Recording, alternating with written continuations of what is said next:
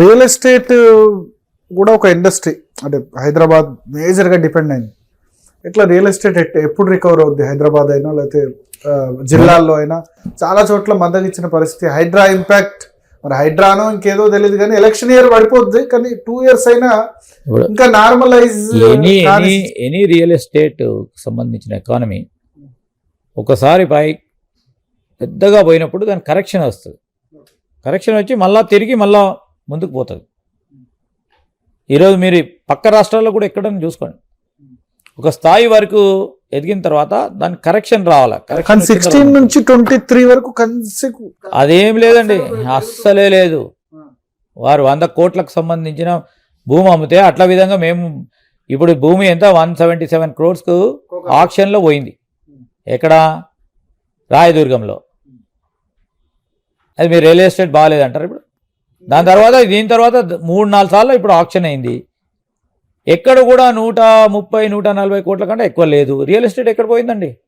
హైడ్రాకు సంబంధించి నేను ఉదాహరణ చెప్తున్నా, బతుకమ్మ కుంటకు వెళ్ళండి, లేకుంటే ఉప్పల్లో జరుగుతూ ఉన్న పనులను చూడండి, లేకుంటే చెరువులు ఎక్కడైతే ఆక్రమించబడ్డదో అక్కడ పోయి హైడ్రా చేసే పనులు చూడండి. ఆ పరిసరాల ప్రాంతానికి మొదట్లో హడావుడిగా కూడా ఆ ప్రాంతానికి సంబంధించిన ప్రజలు హర్షిస్తూ ఉన్నారో చూడండి.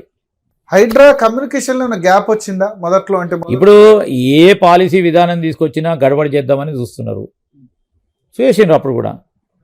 బీజేపీ టీఆర్ఎస్ 2 కలిపే చూడడానికి వెనకాల ఉంటారు, కానీ ఇద్దరు కలిసి చేస్తూ ఉన్నారు. ఈ ప్రభుత్వ పాలసీలు అడ్డుకోవాలనే ప్రధానమైన లక్ష్యం భారతీయ. మేము మంచి చేయాలని ఆలోచన చేస్తున్నాం. ఇంకా కూడా మేము మొదటి దఫా ఇంకా 3 సంవత్సరాలు ఉంది. మీకు ఏమైనా మంచి ఆలోచనలు ఉంటే ఇవ్వండి, తప్పకుండా అమలు చేసే ప్రయత్నం చేస్తాం. ఎందుకంటే తెలంగాణ రాష్ట్ర ప్రజలకు సంబంధించిన భవిష్యత్తు. భూముల అమ్మకాలకు సంబంధించి ఇప్పుడు ఆగింది. హైదరాబాద్ సెంట్రల్ యూనివర్సిటీ అయితే కోర్టులో ఉంది. మిగతా ఇప్పుడు పుప్పాల కూడా ల్యాండ్స్ అవి చేస్తున్నారు. ఆ విషయంలో కంటిన్యూ అవుతారా, ముందుకు వెళ్తారా? ఇప్పుడు ఆదాయ వనరులను పెంచడానికి, ఎందుకంటే ఈరోజు మేము ఆదాయ వనరులు పెంచాలి, ఆ క్రమంలో సంక్షేమానికి సంబంధించిన అంశాలు చూసుకోవాలి. బాధ్యత ఇది ప్రభుత్వం. సో ఆదాయ వనరులు ఏ విధంగా పెంచుకోవాలని ఒక పాలసీ నిర్ణయం తీసుకొని ముందుకు పోతాం. పొలిటికల్గా రాజకీయ పరంగా చూస్తే మంత్రులు అంత కోఆపరేట్ చేయట్లేదు రేవంత్ రెడ్డికి. ఒకళ్ళిద్దరు తప్ప, అంటే శ్రీధరబాబు లాంటి వాళ్ళు బాగానే ఉంది, కానీ మిగతా వాళ్ళు కోఆపరేట్ చేయట్లేదు. ఆయన మన మంత్రివర్గ సమావేశంలో చాలా ఆగ్రహం వ్యక్తం చేశారు. చాలా కమ్యూనికేషన్గా మీ మంత్రి కుమార్తెనే ఆమె బయట ముఖ్యమంత్రి ఫ్యామిలీ మెంబర్స్ వాళ్ళు అన్న పరిస్థితి.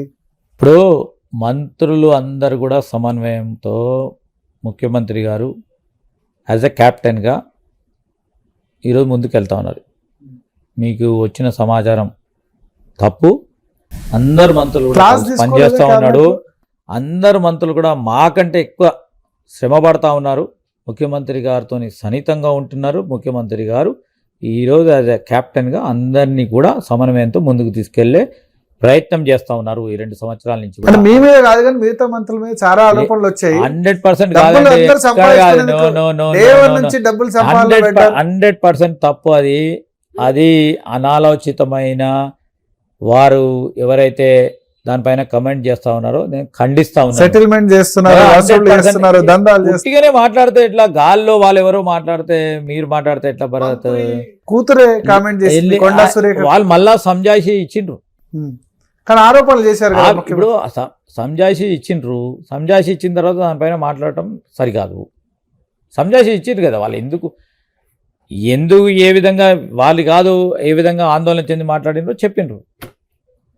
శ్రీధరబాబు పిసిసి అధ్యక్షుడు అవుతాడంటున్నారు నెక్స్ట్. ఇప్పుడు నేను కాంగ్రెస్ పార్టీ కార్యకర్తకు సంబంధించి ఒక నాయకుడిగా ఎదిగిన తర్వాత లాస్ట్ టైం కూడా మంత్రి ఉన్నా ప్రభుత్వం ఉన్నప్పుడు, దాని తర్వాత పార్టీ పరంగా బాధ్యత ఇచ్చిండ్రు. కర్ణాటకకు పోయినా మళ్ళీ ఇక్కడ ఉన్నాము, ప్రభుత్వంలో ఉన్నాము. ఈరోజు ఏది వార్తల్లోనో ఎక్కడనో వార్తా పేపర్లోనో దీంట్లోనో వచ్చింది. వాళ్ళకు ఆలోచన చేసి రాస్తూ ఉన్నారు. ఎందుకు మాకు మహేష్ కుమార్ గౌడ్ గారు ఈరోజు విజయవంతంగా ప్రదేశ్ కాంగ్రెస్ కమిటీకి సంబంధించిన సారథ్యం వహిస్తూ ఉన్నారు. ఒక బలహీన వర్గానికి సంబంధించిన వ్యక్తి. ఆయన మరి డిప్యూటీ సీఎం చాలా వాళ్ళైతే మా క్యాబినెట్ లో స్పష్టంగా ఈ తీసుకొని- రోజు ముందుకు పోతా ఉన్నారు. ఎందుకు తీస్తారండి? మా మా మా మల్లికార్జున్ ఖర్గే గారికి తెలియని విషయం ఒక ప్రసార ఛానల్కి తెలుస్తా అంటే నేను ఏం చెప్పాలి? మీకు ఇంట్రెస్ట్ లేదా పార్టీ వర్క్ అయినా లేకపోతే ఏదైనా? ఆ ప్రసార ఛానల్ వచ్చిన దానికి నన్ను కమెంట్ చేయమంటే నేను కమెంట్ చేయనండి. సో ఒకటి రాజకీయ పరంగా అంత బాగానే ఉంది. శ్రీధర్ బాబు అంటే ఆజాద్ శత్రువు, ఎవరు శత్రువులు లేరు. వేరే పార్టీలో కూడా శత్రువులు ఉండరు, పాలసీ వరకే ఉంటారు. కానీ ఎందుకు మీ కాన్స్టిట్యున్సీలోనే వివేక్ ఆయన కుమారుడితో ఎందుకు డిఫరెన్స్ వస్తున్నాయి? నాకేం డిఫరెన్సెస్ లేదు. పుష్కరాల్లో ఆయన ఫోటో పెట్టలేదని ఆయన సరే. వంశీ గొడవ చేశారు. యువకుడు కాన్స్టిట్యున్సీలో ప్రోటోకాల్ ఇవ్వట్లేదని యువకుడు పక్కన ఉన్నవారు ఎవరని చెప్తే మాట్లాడుతూ ఉండొచ్చు, కానీ చదువుకున్నవాడు కనుక ఆలోచన చేస్తూ ఉంటాడు కావచ్చు. ఈరోజు ఎవరికి కూడా ఈరోజు ఎక్కడ కూడా ఇష్యూ ఉండదండి. ఎందుకంటే మేము మా జిల్లా పరంగా ఎక్కడ ప్రోటోకాల్కి సంబంధించిన అంశం విషయంలో ఎక్కడ కూడా ఎవరు ఏ డిపార్ట్మెంట్ ఏ విధంగా చేయాలో చేస్తూనే ఉంటారు. నాకు తెలిసి దానికి సంబంధించి- ఎంపీగా మీ అసెంబ్లీ నియోజకవర్గంలోనే ఎక్కువ మెజారిటీ వచ్చింది అనుకుంటా.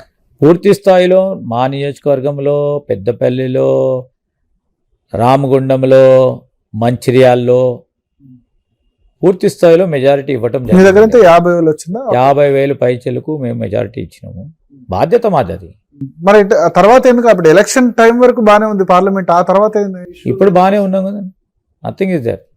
ప్రోటోకాల్ ఎక్కడ ఇవ్వట్లేదు, మొత్తం పార్లమెంట్ లో ఇంప్లిమెంట్ కావట్లేదని చెప్తా ఉన్నారో తెలియదు. దాన్ని ఏదైనా ఉంటే కలెక్టర్ గారు కూడా స్పష్టంగా కూడా చెప్పడం జరిగింది. ప్రోటోకాల్ అంటే కలెక్టర్ మా దగ్గర ఒక ఎఫిషియెంట్ ఆఫీసర్ పని చేస్తూ ఉన్నాడు. అట్లాంటి తప్పులు చేయరు, చేసే ప్రసక్తి కూడా లేదు.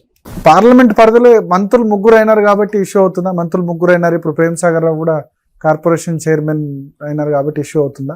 ఇష్యూ ఏం లేదండి. ఇష్యూ అడ్డూరు అసలే లక్ష్మణ్ తో లేదు. కూడా మొన్న ఇష్యూ అయింది కదా, అడ్డూరు లక్ష్మణ్ వర్సెస్ వివేక్ కూడా మీటింగ్లు మొన్న ఈ సందర్భంగా జూబ్లీహిల్స్ అదే- అదంతా చిన్నగా ఏదో ప్రెస్లో వస్తే అదంతా కూడా స్పష్టంగా చేసిండ్రు ఇద్దరు. ప్రెస్లో వచ్చిన దానికి ఏదో దానికి ప్రెస్లో అంటే ఫోన్ లో మాట్లాడారు కదా, అంటే పొన్నం ప్రభాకర్. అది నేను చూడలేదండి. అది నేను అసలు అబ్జర్వ్ చేయాలి.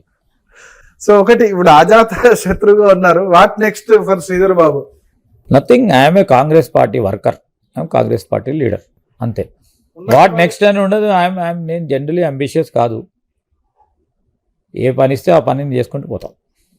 కాంగ్రెస్ పార్టీ లేకపోతే ప్రభుత్వం ఏ పని ఇస్తే ఆ పని చేసుకొని ముందుకు చేసుకొని వెళ్తానని చెప్తున్నారు. ఇన్వెస్ట్మెంట్స్ విషయంలో గ్లోబల్